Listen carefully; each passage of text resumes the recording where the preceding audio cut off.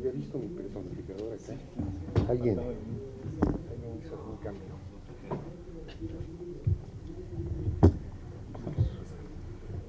Como diga, David. Muy buenas tardes. Gracias a todos y a todas por acompañarnos hoy.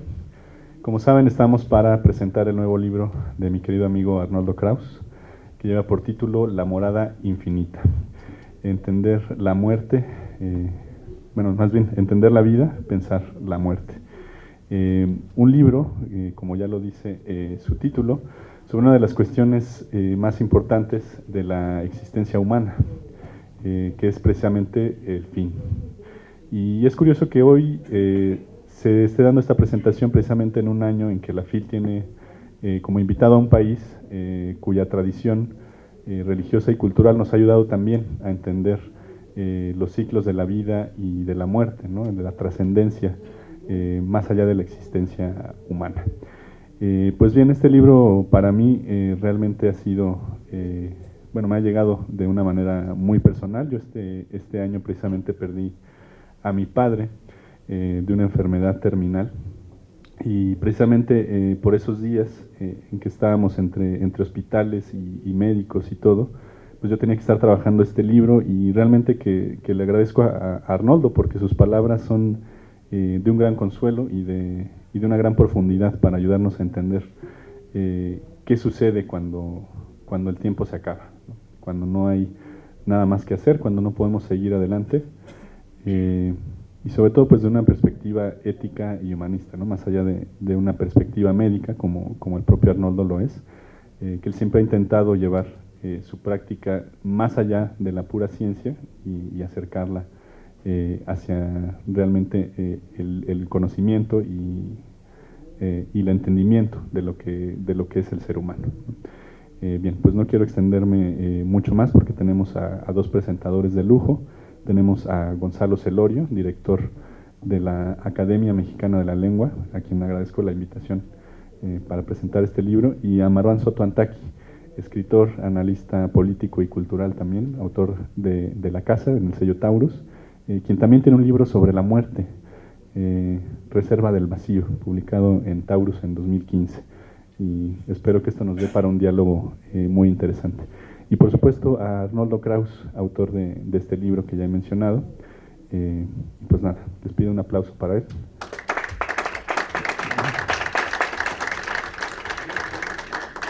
Y voy a darle entonces la palabra a Gonzalo, seguiremos después con Marwan y cerramos con unas palabras de Arnoldo. De nuevo, a nombre de la editorial Penguin Random House, a nombre del sello Debate, muchas gracias.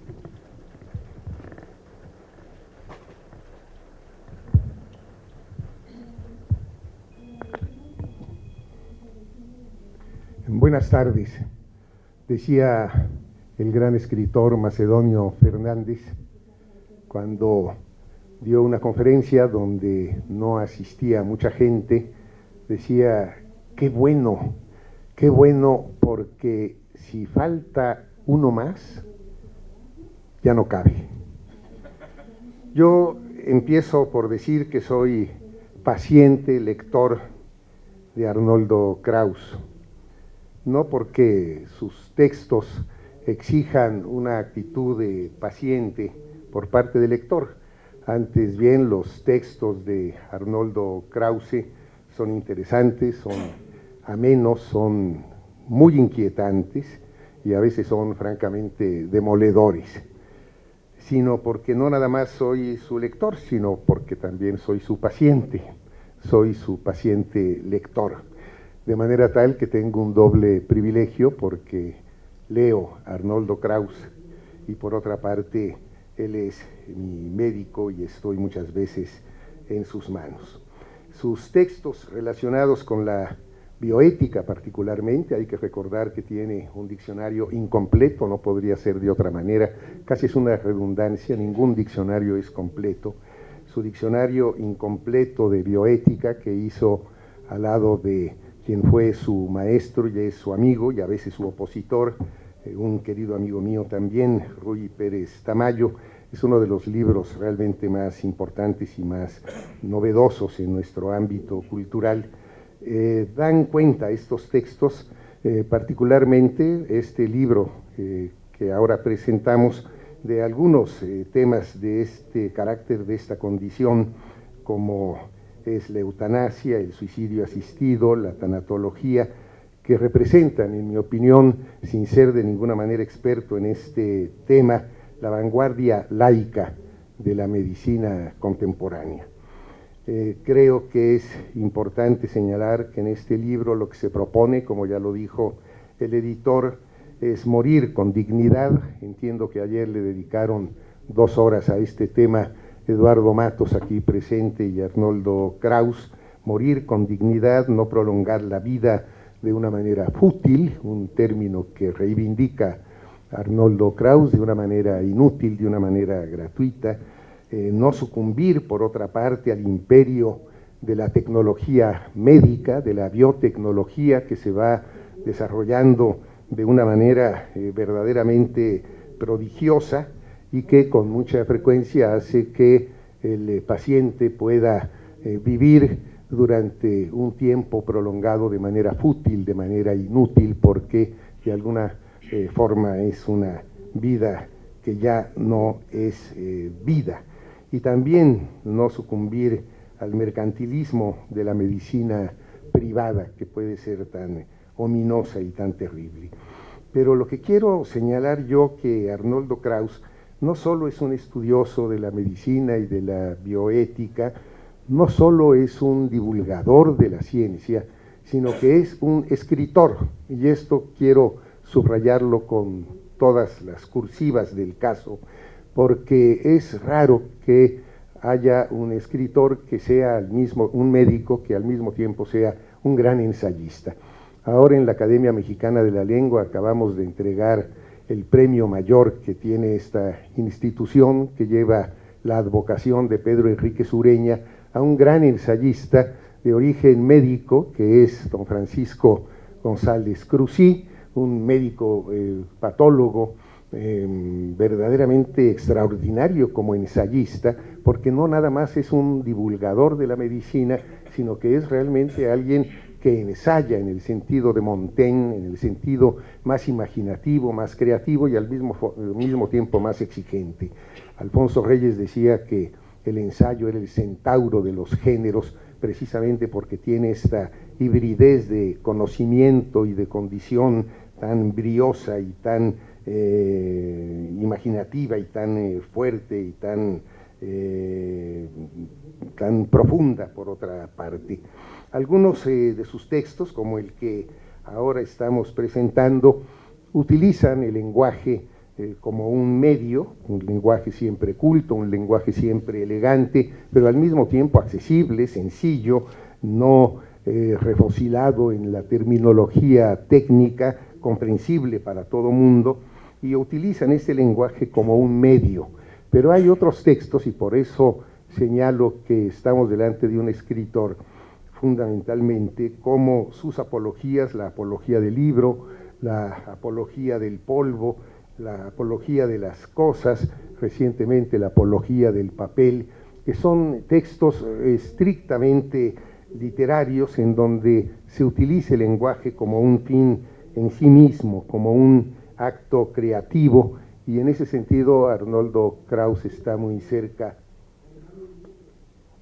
de la poesía. Estos textos a mí me recuerdan mucho a un gran escritor francés de mediados del siglo pasado, Gaston Bachelard, que procedía precisamente de las ciencias físicas en este caso, era un gran científico que después se dedicó a la sociología, al psicoanálisis, y que en última instancia dedicó los últimos 20 años de su vida a tratar de conocer la fenomenología de la imagen poética, y escribió unos libros que a mí me resultan muy emparentados con los que escribe Arnoldo Kraus. Bachelard escribió textos, diría yo, elementales en un sentido estricto, porque se dedicó a los elementos. Tiene un libro que se llama El aire y los sueños, otro El agua y los sueños, otro La tierra o la voluntad de reposo, y otro que tiene un título tan maravilloso que yo creo que aunque el libro estuviera vacío, el título mismo ya tendría un hallazgo poético que se llama Psicoanálisis del Fuego, que es realmente un texto maravilloso, además de todos sus ensayos sobre esta fenomenología de la ensoñación poética y la poética del espacio, donde habla de estas cosas tan sencillas, tan simples, que merecen una reflexión como las de Arnoldo Krauss sobre las cosas, sobre el papel, sobre el polvo. Pienso en esta fenomenología del espacio donde Bachelard habla de los rincones, de los cajones, de las ventanas, estos rincones que por dentro son rincones, pero que por fuera son esquinas, y cambia toda la mentalidad poética, etc. Pero en fin, no nada más soy lector de Arnoldo Krauss, dije que soy su paciente, porque yo creo que, como él mismo dice que quería Michel Foucault, no nada más pregunta ¿qué te duele?, que es la primera pregunta que suelen hacer los médicos contemporáneos, sino pregunta ¿qué sucede?, ¿qué te pasa? Y creo que esto es muy importante porque en la actualidad hemos confundido dos términos, y yo que me dedico un poco a la lexicografía, me parece que hay que rescatarlos. Generalmente uno, de manera elegante, dice que va al médico y que el médico lo auscultó. Y muchas veces los médicos no auscultan, sino se limitan a examinar los análisis que previamente piden, muchas veces sin haber tratado ni visto al paciente, cuando la palabra auscultar viene de oír, de escuchar.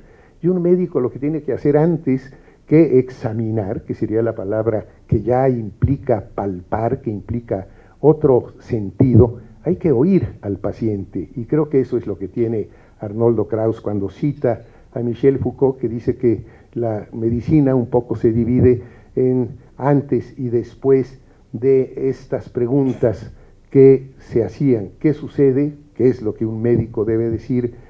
Auscultar al paciente, oírlo, escucharlo, y después ya examinarlo. ¿Qué te duele? Y entonces palparlo y utilizar todos los demás sentidos.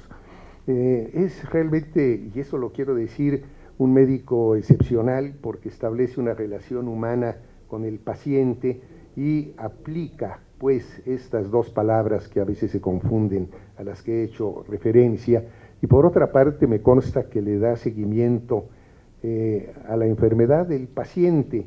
Te puede llamar por teléfono. ¿Hay algún médico que todavía te llame por teléfono para decirte cómo vas, cómo te sientes, cómo sigues? Y no nada más eso, sino que puede recibir llamadas a las 2 de la mañana y a veces desde China, me consta, desde la República Popular China, hubo que llamarle por algún problema que yo tenía y él estuvo listo al teléfono. Debo decir, sin que mi apreciación tenga ninguna connotación peyorativa, que yo leí este libro realmente como un libro de autoayuda. Los libros de autoayuda están execrados, y están execrados porque generalmente son libros muy malos, son libros muy charlatanes, son libros que tienen un criterio de venta que tiene predominio sobre cualquier otra misión, pero este es un libro de autoayuda en el mejor sentido de la palabra, con toda su calidad literaria, porque realmente es un libro que lleno de pensamientos sesudos, lleno de reflexiones filosóficas, lleno de referencias literarias, profundo, crítico, iconoclasta también, propositivo, ayuda al lector a entender este fenómeno inexorable, este fenómeno, es que hay una palabra magnífica que usa Martín Luis Guzmán, que es ineluctable destino de la vida, que es la muerte. Y yo lo que siempre he dicho, de acuerdo a Juan Villoro, es que vivir mata. Vivir mata. Y lo que nos está diciendo Arnoldo Krauss es que hay que asumir con toda tranquilidad, con toda serenidad, que vivir mata y que hay que cumplir la vida con toda la vitalidad que se pueda, pero hay que saber despedirse desde un principio y despedirse a tiempo, porque finalmente una de las esencias fundamentales de la vida es la muerte. Y yo he tenido, con la lectura de este libro, la inmediata vinculación con una serie de poemas que son aquellos textos, esa es la poesía finalmente, que llega hasta donde la inteligencia muchas veces se detiene como delante de un precipicio. Recuerdo un poema de Villaurrutia que dice: ¿qué prueba de la existencia habrá mayor que la suerte de estar viviendo sin verte y muriendo en tu presencia? Esta lúcida conciencia de amar a lo nunca visto y de esperar lo imprevisto, ese caer sin llegar, es la angustia de pensar que puesto que muero, existo. Es verdaderamente un poema prodigioso, donde hay al final una conclusión silogística, que puesto que muero, existo. Y pienso en otro poema que no tiene nada que ver con la medicina, que tiene una dimensión mística, de Santa Teresa, que dice: vivo sin vivir en mí, y tan alta vida espero que muero porque no muero. Evidentemente que Santa Teresa lo que quería decir es: vivo sin vivir en mí, tan alta vida espero, la vida posterior a la muerte, la vida del paraíso, la vida del infinito en la mentalidad cristiana, y tan alta vida espero que muero, es decir, que sufro porque no muero.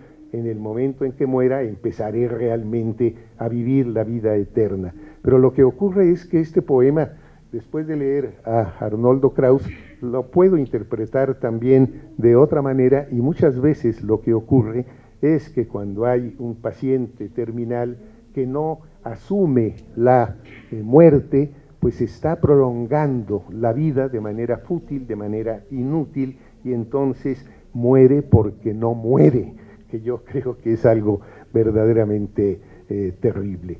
Quiero decir que este libro me sirvió como libro de autoayuda, digo porque en primer lugar, y en eso coincido con David, que nos ha presentado tan generosamente, con la muerte muy reciente, ayer hizo 2 meses, de una hermana menor muy querida por mí, por mi esposa que está aquí, y que gracias a este libro empecé a asumir este duelo de una manera mucho más tranquila, mucho más natural, porque es muy difícil aceptar la muerte, una muerte que siempre se siente como inconcebible, sobre todo cuando se trata de un familiar tan cercano y de una persona más joven que uno mismo. Y otra cosa que me ocurrió es que de inmediato fui a ver a mi notario, el doctor Eduardo García Villegas, para hacer mi voluntad anticipada, que es un mecanismo que se denomina ortotanasia, que no es la eutanasia, como está aprobado en muy pocos países, por cierto, pero aquí la ortotanasia es lo que permite nuestra ley, que es muy limitada todavía, porque implica muchas condiciones para que se pueda proceder a la eutanasia, como es el caso de que la enfermedad sea incurable, que sea irreversible, que haya una expectativa de vida de menos de 6 meses, que sea terminal, etcétera. Y que además, bueno, se cuente evidentemente con un médico que esté dispuesto a no tener objeciones de conciencia para practicarlo. Pero recuerdo, y ya con esto termino, una magnífica novela de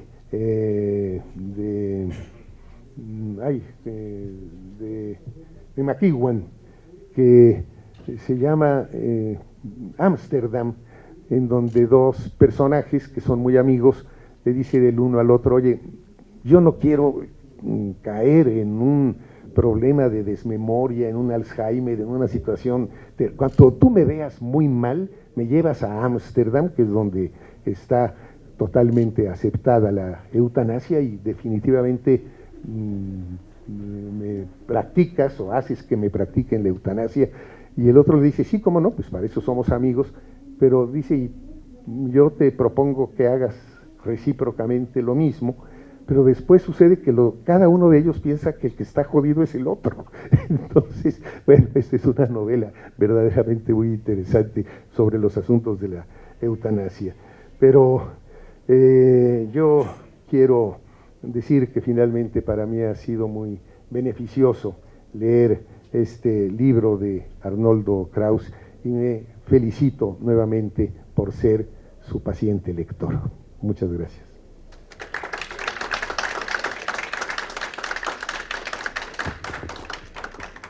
Muchas gracias, Gonzalo, por tan maravillosas palabras. Y en efecto, pues recordando este hermoso poema de Villaurrutia, es preciso decir que sí, el libro nos ayuda a acercarnos a la muerte, entendida como, pues ya esta, ¿cómo has dicho?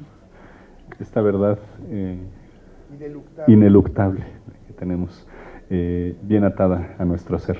Pero también, y al contrario, nos ayuda a entender que la vida sin esa muerte pues simplemente no sería la misma, ¿no? La única forma de morir dignamente, dice en algún momento Arnoldo Kraus en este libro, es precisamente vivir también dignamente.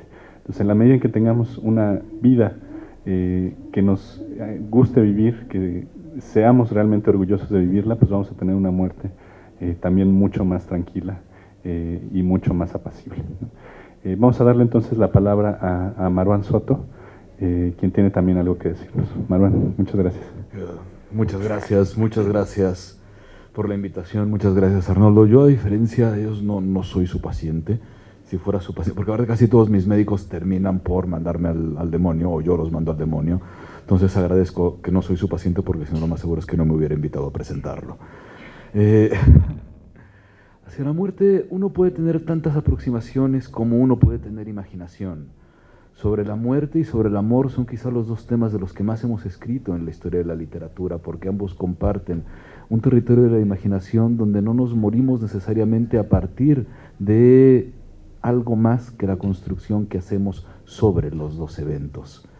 Sobre la muerte, esa infinidad de textos escritos se pueden aproximar a ellos como de repente pensaba mientras te leía en uno de mis terrenos normales, cuando pienso o hablo sobre Medio Oriente, y de repente cuando uno piensa en los centros de Medio Oriente que tratan un poco de explicar lo que está más allá de esa zona, y piensa por ejemplo en espacios como la Meca.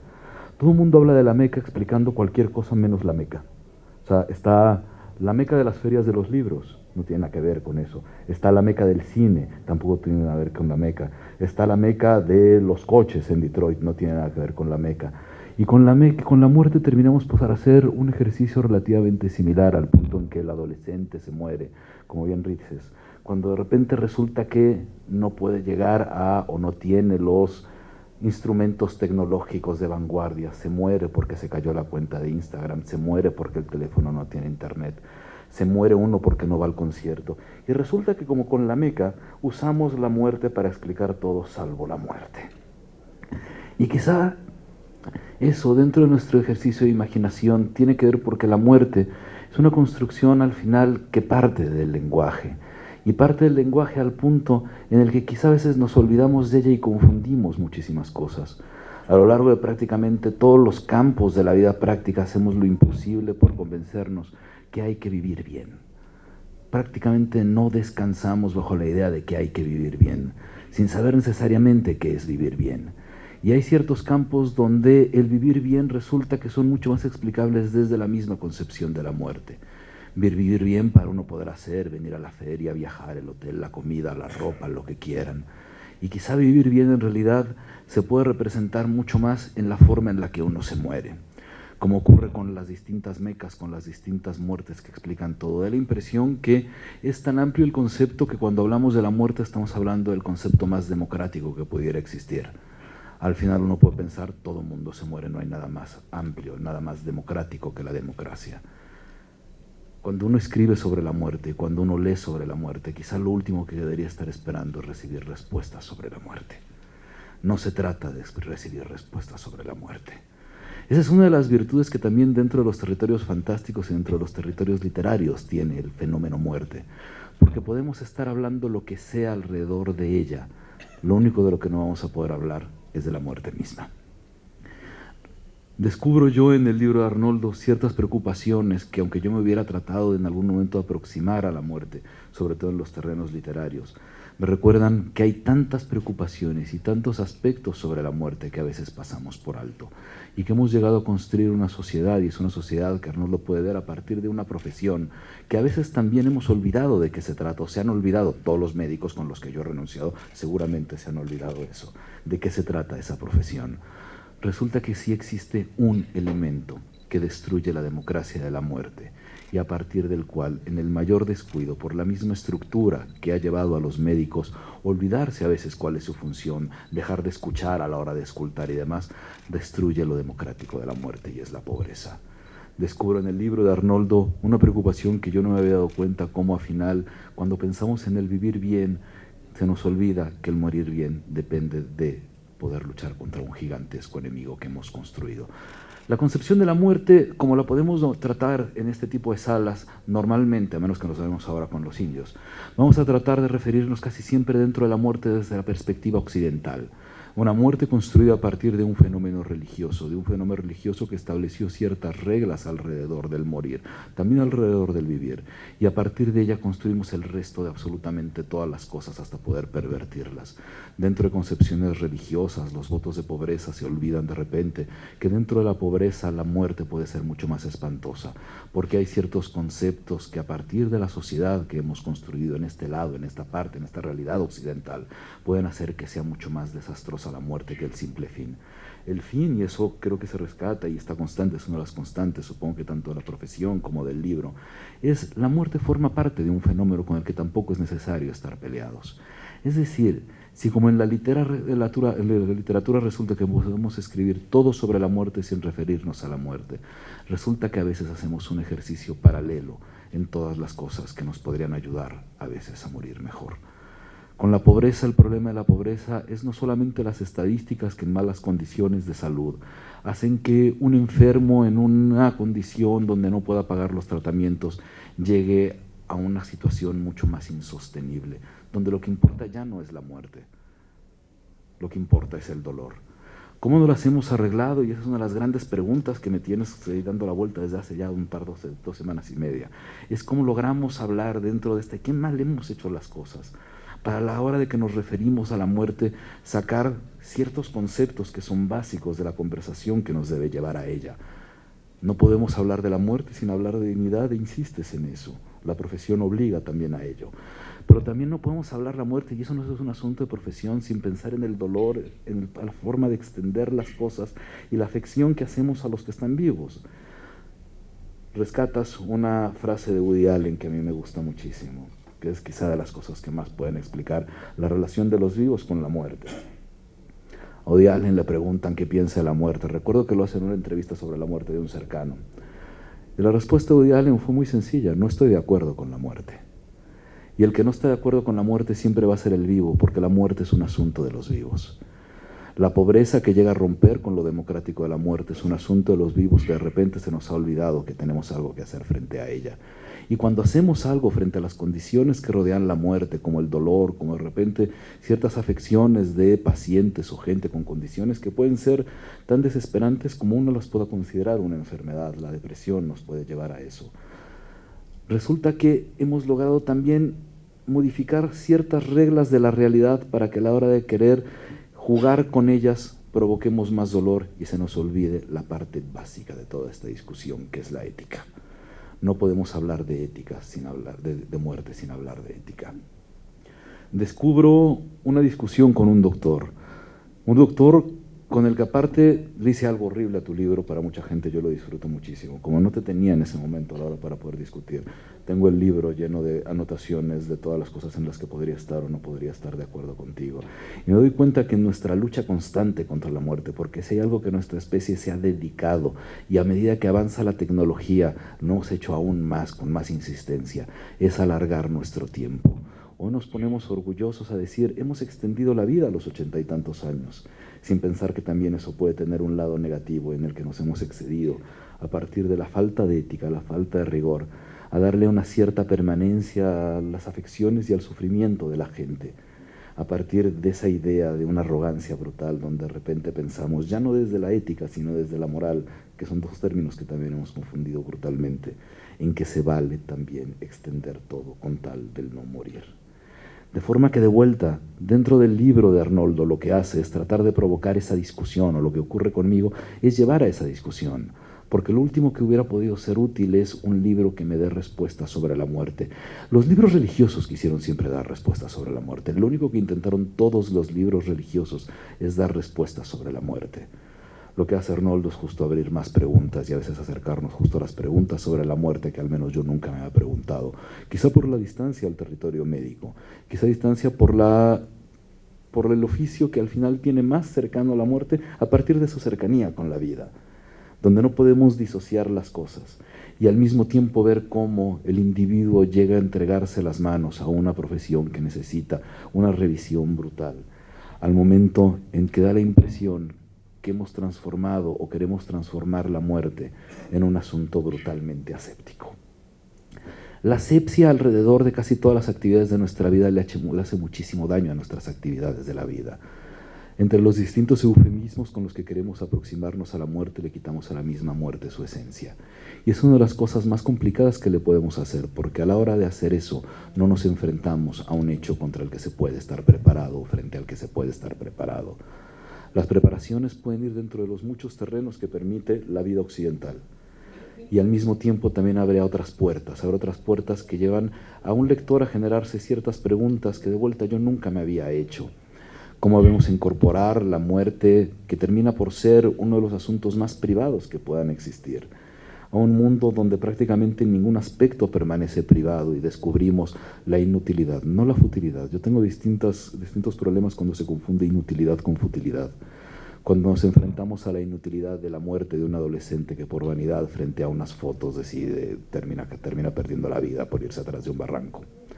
Este tipo de cosas y este tipo de elementos que la vida, sobre todo dentro del espectro occidental, han no solamente quitado lo democrático de la muerte, sino también quitado lo privado y han transformado la muerte en un asunto público. Y ahí obligas también, afortunadamente, a llevar a una discusión permanente con la que no solamente México, el modelo occidental, pero particularmente México, tiene una pésima, pésima relación. No solo es la eutanasia, tenemos una pésima relación con la eutanasia, sino también con el suicidio. El suicidio como un acto que puede estar dentro de la polarización, ya que gusta hoy tanto la palabra, de una disputa entre si es un acto de valentía o un acto de cobardía. Y nos vuelve a alejar un poco de la condición de la persona que está frente a ella. El único al final que tiene razón y que sabe qué es lo que le pasa dentro de su cabeza es el que piensa en su propia muerte. ¿Qué hemos hecho para acercarnos a la muerte desde una idea donde creemos que podemos juzgar desde nuestra vida la realidad de alguien más? Y dentro de esa realidad también se incluye la muerte.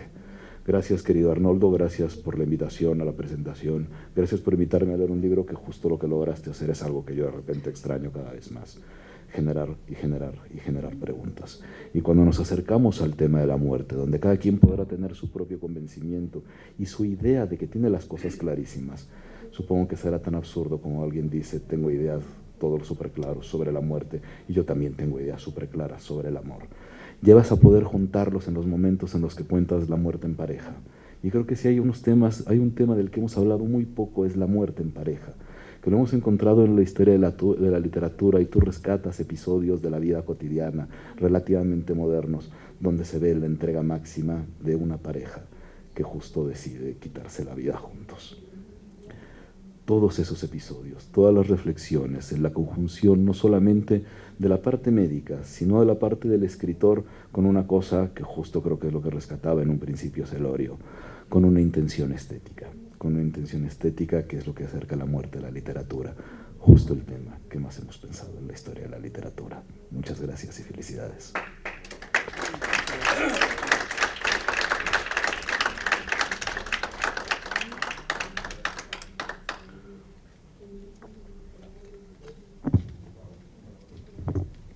Creo que ahora va a hablar. Muchas gracias, Marwan. Y por supuesto que es un libro que no apunta, ni siquiera intenta dar respuestas, ¿no?, a ninguna de estas preguntas, porque quizá la muerte es la única pregunta que nos queda al final, ¿no? Es la única a la que realmente no conocemos la respuesta. Porque en cada caso nos ocurre, como bien has dicho, a cada uno muy dentro de nosotros, ¿no? Nadie experimenta la muerte de nadie más que la propia. Bien, pues vamos a darle entonces la palabra al autor, Arnoldo Kraus, y que nos diga si hemos atinado o no en estas palabras que hemos cruzado. Arnoldo, bienvenido. Bueno, pues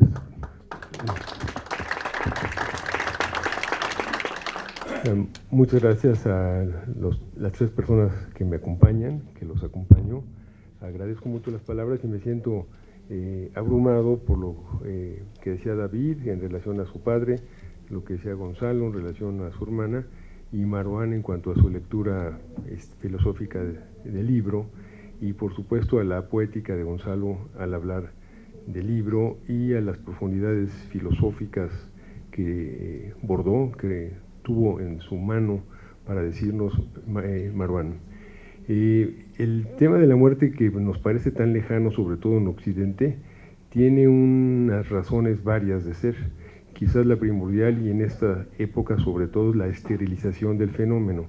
Esterilización tanto por parte de los médicos, y cuando hablo de esterilización es alejarla, no permitir que se piense en ella, y esterilización en cuanto a un poco la religión judeocristiana, en alejar el tema de la muerte como un tema fundamental para pensar en que lo único que tenemos seguro, como se sabe, pero grullo dixit, disculpen, es que al nacer lo único seguro que tenemos es la muerte.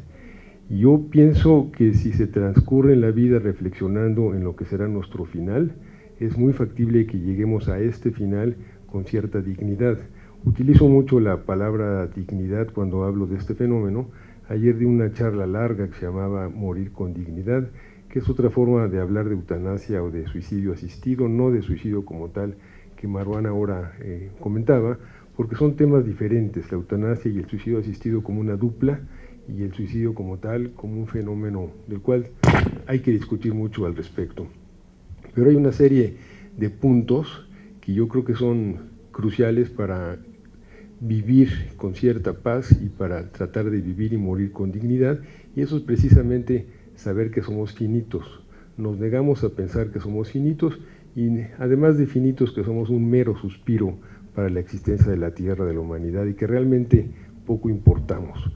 Darle un sentido y un cariz a nuestra existencia, yo creo que puede partir por la certeza de que vamos a morir. De eso, pues quizás tiene la culpa nuestro pulgar, como decía Arnold Toynbee, que nos hizo que creciese nuestro cerebro, y con eso nos permitió pensar en muchos avatares que no piensan los animales. Al crecer nuestro cerebro, tuvimos la idea y la conciencia de que somos mortales. Los animales en general no tienen esa certeza de que son mortales. Tener la seguridad de que somos mortales nos debería llevar por otro camino para pensar más en el día de hoy, carpe diem, la famosa égloga de Horacio: coge el día, atrapa el día, vive el día, quién sabe qué suceda mañana. No lo hacemos, yo pienso que no lo hacemos, y de ahí una cierta fenomenología, que nos aleja de la cotidianidad y nos impide pensar un poco más allá.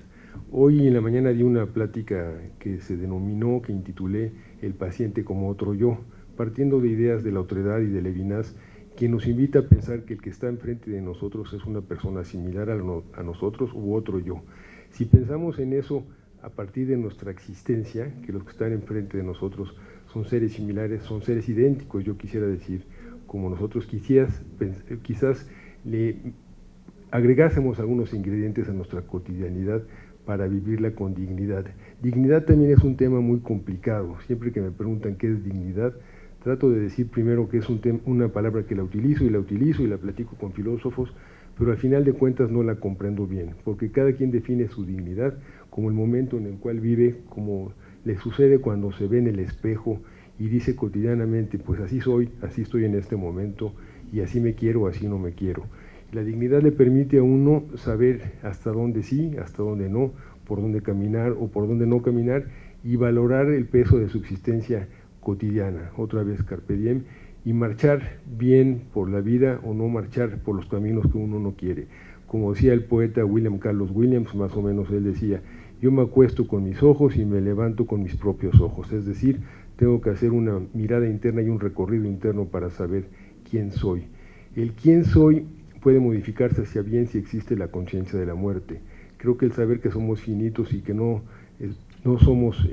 tenemos la inmortalidad nos permitirá acercarnos mejor a nuestro final. Sé que tengo poco tiempo, pero hay 3 puntos que yo rescato para pensar y evocar la necesidad de la muerte en nuestro pensamiento y en nuestra vida cotidiana para humanizarnos más. Humanizarnos, humano, o humanizar proviene de la palabra humus, que quiere decir tierra, y tierra con minúsculas, que es el polvo del cual venimos y al cual regresaremos, y tierra con mayúsculas, que es nuestra casa. Si nos humanizamos pensando primero en lo que decían los monjes tibetanos cuando fueron invadidos por China en 1951, 1952, lo que más les sorprendió en Occidente es el brutal alejamiento del tema de la muerte, que para ellos lo tienen introyectado o lo viven como una realidad y una necesidad. Pienso que se muere mejor cuando se sabe, que se vive mejor, perdón, cuando se sabe que se va a morir en determinado momento y que se lleva la frente en alto más allá de lo normal, cuando se vive con esta dignidad que nos hace saber que vamos a morir. El segundo elemento proviene de un historiador francés, Philippe Ariès, quizás muy conocido por muchos de ustedes, quien en el siglo pasado y todavía a principios de este siglo nos invitaba a pensar cómo se moría antaño, dónde se moría y cómo se moría. En los años 70 y 80 todavía, en las viejas casonas de México, tú eres de Cuba, no sé, en Cuba, tú eres de todo el mundo, ya me explicaste ayer, se moría en las casas en general, en las casas en el Distrito Federal, me niego a hablar de la Ciudad de México, yo soy del Distrito Federal, hay grandes casonas todavía en la colonia Roma, donde vivían los nietos, los bisnietos, los padres, los abuelos y los tatarabuelos, y ahí moría la persona. ¿Qué significa morir en la casa, en el propio ambiente? Morir en el cuarto acompañado de nietos y bisnietos con las cosas que a uno lo han acompañado. Gonzalo tuvo la generosidad de hablar de un libro que yo escribí que se llama Apología de las Cosas, en donde valoro las cosas que yo tengo en mi buró, las cosas que tengo en mi estudio, como grandes compañeros que me permiten vivir de otra forma. Morir en ese ambiente que es tu casa y que ha sido la historia de tu vida, junto a los tuyos, te permite morir mejor, y a los pequeños no los aleja del tema de la muerte, no les daba miedo ver al muerto, no se alejaban del difunto o del que iba a ser difunto en un momento, porque lo veían y viendo cómo moría, cómo cada día que transcurría perdía más vitalidad y carecían de miedo, como lo bien lo ha descrito una gran pensadora que fue Elizabeth Kubler-Ross, donde nos explica que a los niños le tienen mucho menos miedo a la muerte de la que tenemos nosotros los adultos. Hace poco escuchaba la historia de una niña pequeña cuya madre me comentaba que la niña que había sufrido y tenía leucemia cuando yo los conocí, la niña había pasado por infinidad de hospitalizaciones. Las leucemias en los pequeños son muy agresivas, muy dolorosas, muchos hospitales, muchos piquetes y mucho miedo, esa tremenda palabra que se emparenta con la incertidumbre de qué me va a pasar, qué va a suceder conmigo, y los niños sí tienen incertidumbre, pero cuando ya la niña escuchó, 7, 8 años tenía la niña, dicen que faltan 10 minutos, pero nos quedamos más tiempo, ¿verdad? Yo creo. Pero cuando la niña escuchó que ya no había mucho que hacer por ella, le dijo a su mamá: uf, mamá, qué bueno, ya voy a dejar de sufrir. Ella entendió que iba a morir, ella pensó que ya iba a dejar de sufrir y le dio la bienvenida a la muerte. ¿Tiene alguna trascendencia? Claro que tiene una trascendencia fundamental. Las palabras, aquí Gonzalo evocaba el valor de las palabras. Las palabras de los enfermos son como dardos, siempre van cargadas de historias, siempre son una puñalada, y a quien escuchar, gran palabra, que se ha perdido no solo en la medicina, que se ha perdido porque, como sabremos y me gusta repetir, vivimos en un mundo líquido, no es palabra mía. Los tiempos líquidos, el amor líquido, la amistad líquida, son palabras, grandes palabras de un ensayista magnífico que murió hace poco, Zygmunt Bauman, que nos invita a pensar que todo se ha hecho líquido y en realidad todo se escurre entre los dedos. Así sucede ahora. Y las palabras de los enfermos no son líquidas. Yo digo que en mi consultorio las palabras están tapizadas por las palabras de los enfermos. Y claro que recuerdo y tomo muchas historias a partir de ahí. Y ahí, ya para concluir, tendría que citar a un gran escritor italiano, seguramente conocido por mis compañeros, Leonardo Sciascia, que tiene un libro extraordinario, un artículo, perdón, que se llama La medicalización de la vida. ¿Hemos medicalizado la vida los médicos? Sí. El comercio, sí. La farmacéutica, sí.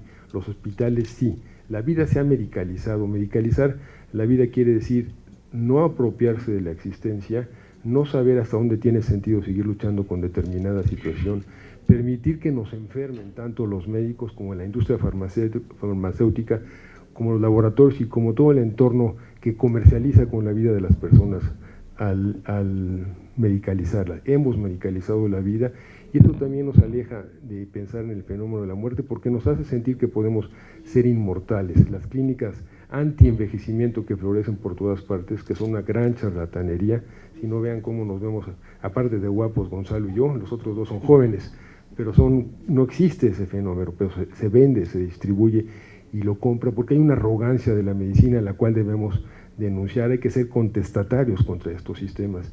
Y en este ensayo fenomenal de Sasha que se llama Medicalizar la vida, lo pueden encontrar en la revista de la UNAM, está traducido por Ida Vitale, muy bien traducido, y él rescata esta novela que ustedes todos seguro recuerdan, La muerte de Iván Ilich, de Tolstoy, en donde se ven los primeros acercamientos a la muerte y a la persona se la aleja, se le lleva a otro cuarto, no se le ve mucho, no se le dice que va a morir, no se le acompaña, se le deja de tocar, se deja de estar con él.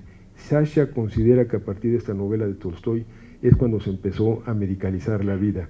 Y por último tendré que decir algo que es crucial. ¿Qué quieren los moribundos? Aquí rescato un libro de Norbert Elias que se llama La soledad del moribundo. Desde el título es un título que duele, se los recomiendo mucho, es un libro pequeño editado por el Fondo de Cultura Económica. ¿Qué quieren los moribundos? Los moribundos lo que quieren es que se les toque, que se les acompañe, que se les hable, que se les diga la verdad que ya van a morir, no que se les invente que no tiene nada.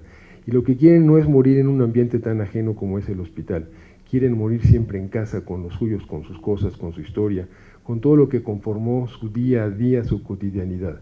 Y en la actualidad, el morir, en Estados Unidos, por ejemplo, la mayoría de las muertes se llevan a cabo en el hospital. Y quiero recordarles que cuando a mí se me acerca alguna persona para preguntar qué hacer con su difunto, le digo, mira, el problema, lo comentó Gonzalo de otra forma, el problema de la muerte no es el problema de quien muere, el problema de la muerte es de los vivos. Quien muere no tiene problemas con la muerte porque ya feneció. Y lo que quieren estas personas es exactamente que se les acompañe hasta el final, y cuando se les acompaña con buenas ganas, acompañar es otra gran palabra médica, y se les rescata en los últimos momentos con cariño, y se les toca, y se les palpa, y se les habla, como grandes películas que han mostrado ese camino, yo estoy convencido que se muere mejor, que se muere con menos dolor, que se muere acompañado, y que se rescata esa palabra difunto, que en latín significa el que ya cumplió.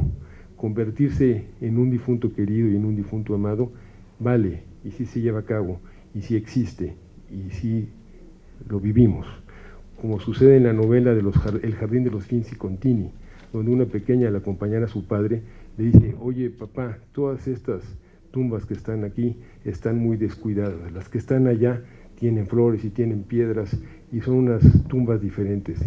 Y él explica, es que uno muere completamente cuando ya no hay un vivo que lo recuerde, y quien muere y deja una ausencia, pero que fue bien acompañado, la ausencia se va llenando y se queda dentro de uno y le permite a quien se quedó morir mejor, morir con dignidad. Y con esto acabo y les agradezco a los tres compañeros muchísimo su presencia y a ustedes haber estado acá, y gracias.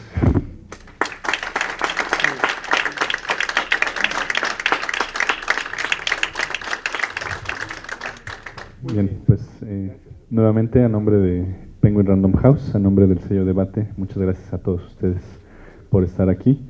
Gracias Gonzalo, gracias Marwan, y también un agradecimiento que me faltó hace un momento, gracias a Eduardo Matos por regalarnos un prólogo para el libro también. Vamos a tener una firma del libro en el stand de Me Gusta Leer, que está sobre el pasillo principal, bajando las escaleras a mano derecha, para quien haya adquirido el libro y guste llevarse. Igual yo me disculpo con Eduardo, que no pude tener un compañero mejor para escribir este prólogo, porque claro, la historia de la muerte empieza con la historia de la humanidad, y quién mejor que Eduardo Matos para escribir este prólogo. Estoy seguro que si se vende el libro es porque en la portada dice prólogo de Eduardo Matos. Tengan una linda tarde. Bien.